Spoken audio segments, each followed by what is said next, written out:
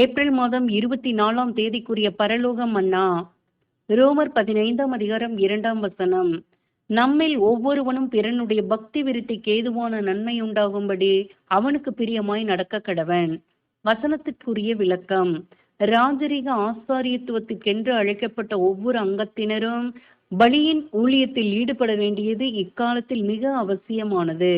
தங்கள் ஊழியத்தில் இவர்கள் அறிந்து விட்டுவிட வேண்டிய காரியம் யாதெனில், தங்கள் சுய யோசனைகளையும் திட்டங்களையும் செயல்படுத்த எண்ணாமல் மற்ற உடன் ஊழியருடன் கலந்து செயல்பட மறக்கக்கூடாது.